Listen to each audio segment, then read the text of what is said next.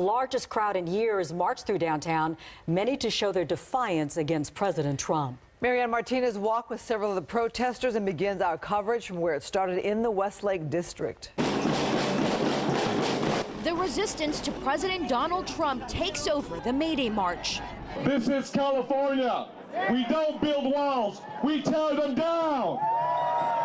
From the speeches to the Trump piñatas, they were veiled and overt messages to the President of the United States. The immigrant communities that are very vulnerable right now, they're going to have all of us behind them and showing the world and our president that they're not alone and they will fight for their right. Many say Trump inspired them to march for the first time in their lives, like this retired teacher. I don't know that the White House is going to hear us, but I hope many other people will be encouraged to resist, because we're going to need a huge movement to undo the damage that they are doing. Thousands marched down Wilshire from Westlake to City Hall, denouncing the Trump agenda and promising to turn this energy into political power. How do you turn that into real change and getting people elected or not elected?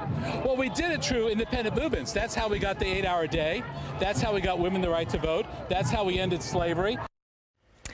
Another march in Boyle Heights today. This one drew a smaller but equally passionate crowd.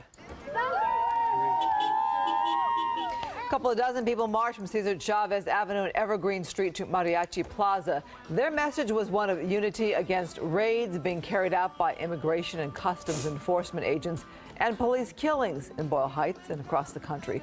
The marchers stopped at LAPD's Hollenbeck Division to denounce the shootings of young people from the community.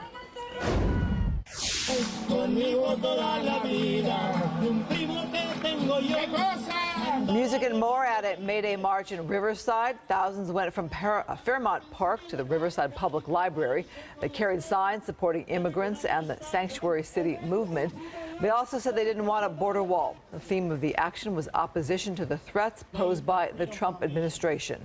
The May Day demonstration brought out thousands to downtown Los Angeles, but as it was happening, another rally was taking place. A small group of Trump supporters gathered outside the federal building in downtown L.A. Sandra Endo was there. On this May Day, a number of groups coming out to rally to get their message across. You can see a pro-Trump group gathered right here, waiting to take the streets. Heavy police presence as well. There's also another group out here, and both sides are confrontational against each other. Let me just bring in one of the people here who came out to rally today on this May Day.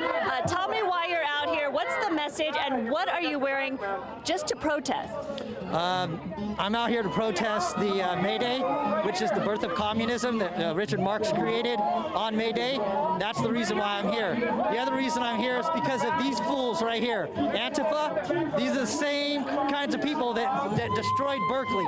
These are the same anarchists that destroyed Berkeley on the 15th. I was there on the 15th. I had M80s thrown at me, glass bottles, rocks. I had everything under the sun thrown at me. These people over there just benefit from a system that, is a white supremacist, and because they have the Capitol. You know what I mean? What you're seeing right now, one protester arrested, put in cuffs right here in downtown. This is part of an anti-government group confronting for the afternoon against these pro-Trump protesters here, these demonstrators here, obviously cheering for the fact that this one anti-government protester is put in cuffs. But this is a situation, this is a scene we've been watching all afternoon as these May Day rallies start generating a lot of energy here, a lot of demonstrators out with various messages out here in downtown, and just showing you the scene at this hour